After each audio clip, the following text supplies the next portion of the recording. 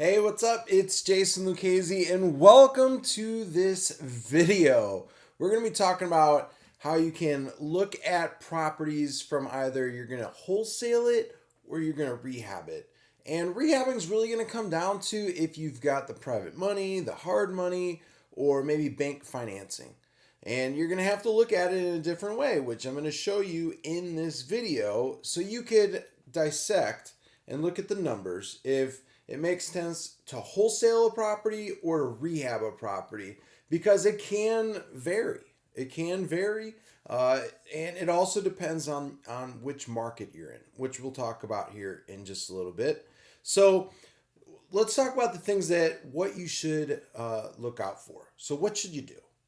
So let's talk about wholesaling a property. And I'm just going to dive right into it, give you an example here. So let's just say we have a property where the after repair value is $200,000. And for some folks that might be wondering, well, I'm in California, that doesn't exist. You're definitely right. I am in the Midwest, and the $200,000 ARVs are definitely more prevalent here than maybe on the East Coast or the West Coast type states. So this is just an example. You could obviously play around with it however you want. I've got a free tool that you can use at the end of this to make putting together your numbers very simple and very easy. So let's just say the seller wants $130,000 for the property. And again, after repair value is, not, your as is value. So the individual that's selling the property isn't going to be aware of, or they might be aware of what properties are selling for, but it's up to us. And this is where it's huge that it comes into play for you, that you paint the picture properly of the number that you're trying to look for, because they want $130,000. And as you're going to see here, our initial 65%, when we put together our MAO, this is what I like to call it. I know a lot of folks out there call it maybe something else. But for the most part, you're going to hear this acronym MAO, maximum allowable offer.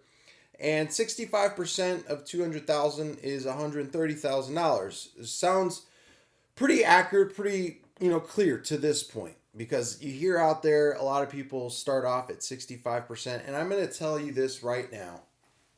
It's really going to depend on the market that you're in. If you're in a very competitive market, let's just say, a California, an Arizona, Florida, some of the East Coast states like New York, New Jersey, Massachusetts, some of those states are going to obviously have different starting points from a percentage standpoint. You've got Nevada in there as well, like Las Vegas is really hot. Washington's really hot. I could go on and on and on with markets that I feel are going to be like more around 75 to 80%. Now here in Indianapolis, that's where I am. That's where we do majority of our business, including some Michigan and Ohio. We're right around 65 to 70%. More, I'd probably say 85% of the deals that we're doing are closer to 70%. So it's really going to depend on your market. A lot of people say you've got to stay at 65%. But if you've got a deal, you've got a deal, make it work. And if you can make some profit on it, go for it.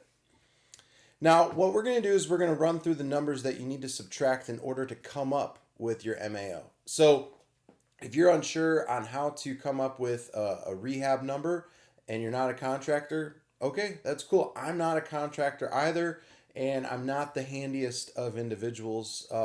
So I do not give out tons of quotes personally for myself. So if you do have a contractor that, can be part of your team, that would be great. We could talk more about how to find those individuals in a later video that I'll be making, how you can find those folks and how they can give you really good quotes that list out what is needed on the property. So we're going to subtract $20,000.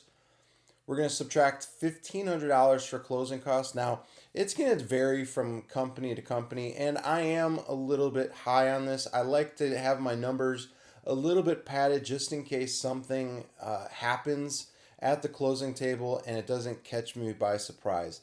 On this type of a property, it would probably be closer to $950 to $1,050 in all honesty. But I like to pad the numbers just a little bit so I'm not caught by surprise.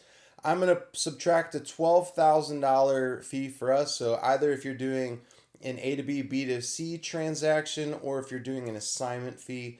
Normally, this is just an example. It also depends on the demand in the area, and that's gonna either lower your fee or increase your fee. So that's completely and entirely up to you on what you feel is something that your end buyer is comfortable with purchasing that property. And sometimes the price is going to negotiate, and that price for your fee is going to come down. Subtract $1,200, and I'm just being right around where our taxes are here in Indiana. Luckily, and thankfully, our taxes aren't substantially high like some states like Illinois, where their taxes are astronomical on properties. $130,000 property would probably be $3,000 to $3,500 in taxes. Here in Indiana, it's going to be probably closer to $1,200. Same with like Michigan, Ohio, some of the other states like Pennsylvania, Kentucky, states like that, where taxes are very affordable for homeowners. So the MAO equals $95,300 after I subtract everything off. Now these numbers, it's important to keep that rehab number in there because you've got to look at it from a standpoint of if somebody's going to be coming in to rehab this property, you've got to put not all of your shoes in their position.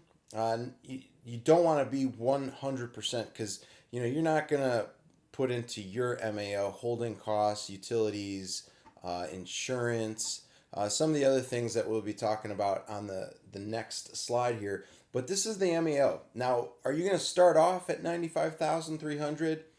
No, you're not. You're not going to start off at $95,300. That's your maximum that you'd want to pay. So I would not want to start off at that number. I would probably start off around $85,000 and then see where the seller is at. And if you do your job properly with painting the picture and becoming a problem solver, you're definitely going to be able to get deals at a higher acceptance rate versus just coming in and saying, hey, I'll give you cash for your home.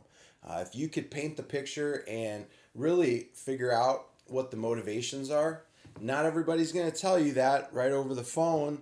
So it is going to make sense to do this in person. If you have somebody on your team that can go, or if you go, that's great. I know everybody nowadays is talking about virtual wholesaling, and that is great. We teach that. And, if you've got boots on the ground in a certain area or a partner that can go and do that for you, perfect.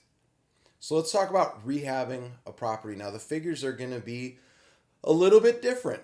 And that's why some of your wholesale deals aren't going to be an exact fit, because when you're rehabbing a property, there's going to be different numbers that a rehabber is looking at. So they might come in a little bit low. So it is going to be good for you to identify from each cap. So what I mean is, you need to put on your wholesaling hat, and you also need to put on your rehabbing hat, because the number that you're going to see here from our MAO is going to be pretty much vastly different.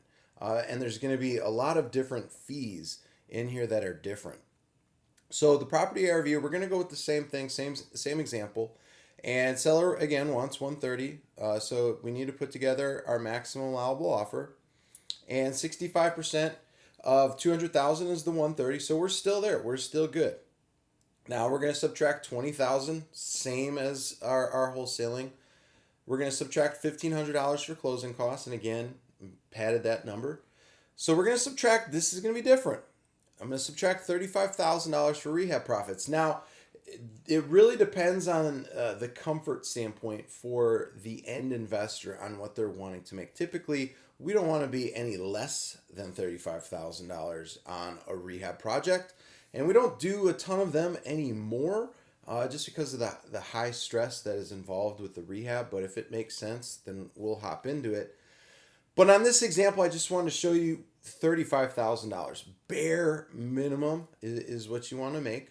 So I'm just wanting you to understand and realize this is what, putting together rehab. Yes, this is really quick, and you may need to analyze a little bit more, but this is just giving you a general idea of what to look for. Subtract $1,200 for taxes. Now, if you don't have your own cash, you are going to more than likely have to pay holding costs. So let's just say you get a deal from a private money lender or a bank.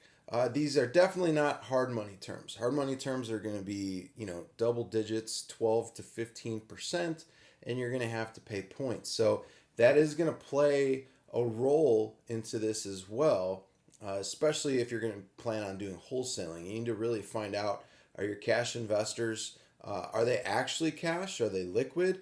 Or are they more than likely going to come in with financing? We have some people come in with financing that are end investors.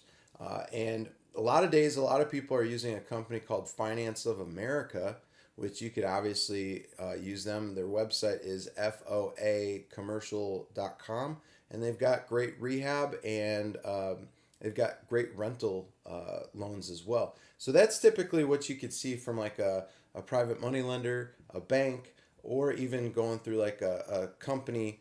I call them like a hybrid. The Finance of Americas that are out there, because there's other companies out there like that.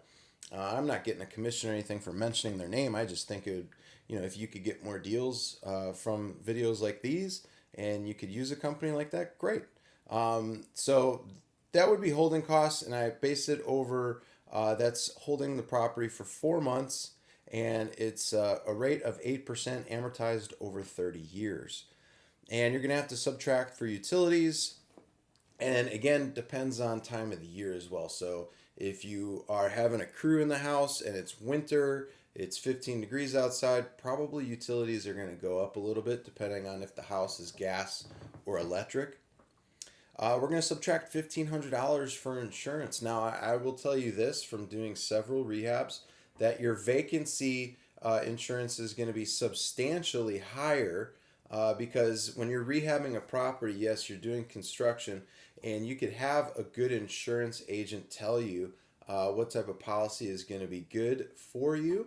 But most of the time, nobody's going to be living in the property, so it is going to be a vacant insurance policy, and those are substantially more money. Now, one of the things that I didn't include on this MAO is some sort of a security feature. You definitely want to have security in the home. There are mobile units that you could take in and out of the house that would be helpful. I would highly recommend it, especially depending on the area. But, needless to say, it might not be the area, because we've had people come in and take stuff out of homes that were in really great neighborhoods. So it really doesn't matter. I would recommend putting in, some of those mobile security units that would help out and detect like motion and start firing off an alarm so that, neighbors could maybe call the police, and that could be extremely helpful. So MAO on this one is $67,514. So big difference from our wholesaling standpoint, and obviously that comes into play with the rehab profits that are wanting to be made on this particular property. So it really depends on where you're at the end of the day, if this makes sense. Now, again, we have to get our deal, especially if we're wanting to wholesale it.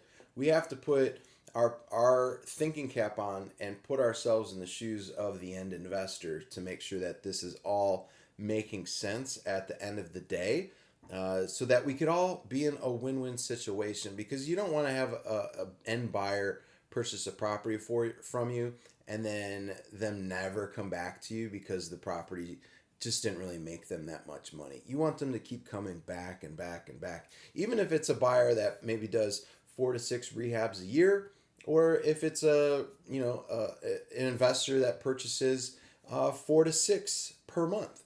It really depends on they're comfortable with you or not, and if they want to proceed forward. Now, one of the things I wanted to tell you, we do have a maximum allowable offer calculator, and you could get it free. There's no limitations. This is our MAO Evaluator 6.0, and you could add everything in and it spits out the numbers for you.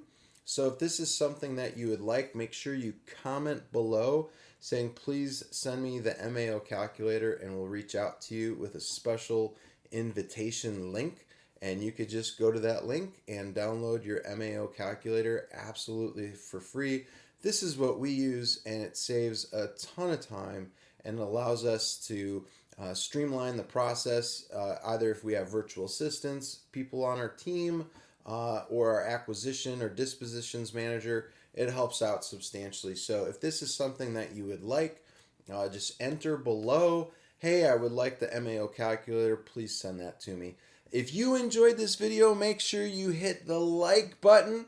Become a subscriber on YouTube by hitting that subscribe button, and make sure you hit that cool little bell so that you could get notified when we upload new videos like these that will help you in your real estate business. Now, I'm Jason Lucchese. Thanks for your time. Have a great day and go flip a deal. We'll talk to you later. Bye now.